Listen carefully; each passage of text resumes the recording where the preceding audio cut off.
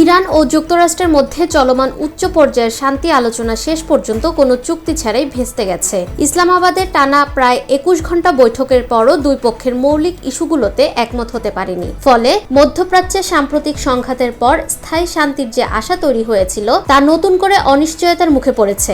আলোচনার দ্বিতীয় দিনে রোববার ভোরে ইরানের পররাষ্ট্র মন্ত্রণালয় এক বিবৃতিতে জানায়, এই কূটনৈতিক প্রক্রিয়ার সফলতা পুরোপুরি নির্ভর করছে ওয়াশিংটনের আচরণ ও সদিচ্ছার উপর। ইরানের মুখপাত্র ইসমাইল বাঘাই সামাজিক যোগাযোগ মাধ্যমে বলেন, যুক্তরাষ্ট্রকে তাদের অতিরিক্ত ও বেআইনি দাবি থেকে সরে আসতে হবে এবং ইরানের বৈধ অধিকার ও স্বার্থকে স্বীকৃতি দিতে হবে।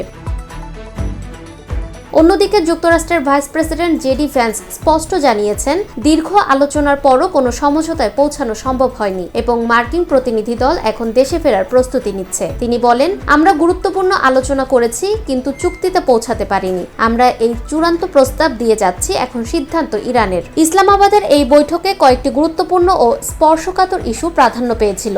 এগুলো হলো কৌশলগত হরমুজ প্রণালী খুলে দেওয়া, ইরানের পারমাণবিক কর্মসূচি ও সমৃদ্ধ ইউরেনিয়ামের ভবিষ্যৎ, যুদ্ধের ক্ষতিপূরণ, ইরানের উপর আরোপিত নিষেধাজ্ঞার প্রত্যাহার এবং মধ্যপ্রাচ্যে চলমান সংঘাতের অবসান। তবে এসব গুরুত্বপূর্ণ ইস্যুতে কোনো সমাধানে পৌঁছাতে না পারায় আলোচনা অচলাবস্থায় পড়ে। এদিকে যুক্তরাষ্ট্রের প্রেসিডেন্ট ডোনাল্ড ট্রাম্প আলোচনার ফলাফল নিয়ে খুব একটা উদ্বিগ্ন নন। এখন আলোচনার ভবিষ্যৎ নিয়ে নতুন করে প্রশ্ন তৈরি করেছে। বিশ্লেষকদের মতে এমন অবস্থান কূটনৈতিক প্রক্রিয়াকে আরো জটিল করে তুলতে পারে। আলোচনায় শেষ পর্যন্ত পারমাণবিক ইস্যুতে কঠোর অবস্থান থেকে সরে আসেনি কোনো পক্ষই। যুক্তরাষ্ট্র চাইছে ইরান যেন কখনোই পারমাণবিক অস্ত্র তৈরি করতে না পারে। অন্যদিকে ইরান তার পারমাণবিক অধিকারকে অবিচ্ছেদ্য বলে দাবি করছে।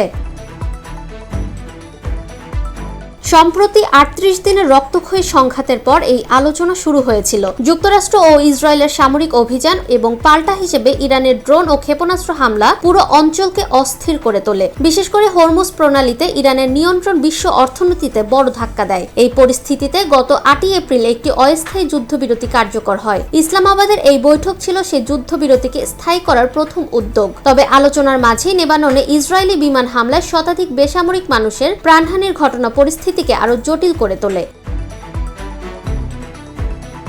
ইরান এই ঘটনাকে যুক্তরাষ্ট্রের দ্বিমুখী আচরণ হিসেবে দেখছে। বিশ্লেষকদের মতে এই ব্যর্থতা শুধু একটি বৈঠকের সমাপ্তি নয়, বরং পুরো শান্তি প্রক্রিয়াকে বড় ধাক্কা দিয়েছে। তবে এখনো যুক্তরাষ্ট্রের দেওয়া চূড়ান্ত প্রস্তাব নিয়ে সিদ্ধান্ত নেয়নি ইরান। ইরান ইতোমধ্যেই জানিয়েছে তারা যে কোনো পরিস্থিতির জন্য প্রস্তুত। অন্যদিকে যুক্তরাষ্ট্র তাদের অবস্থানে অনড়। এমন অবস্থায় ইসলামাবাদের আলোচনা ব্যর্থ হওয়া নতুন করে যুদ্ধের সংখ্যা বাড়িয়ে দিয়েছে।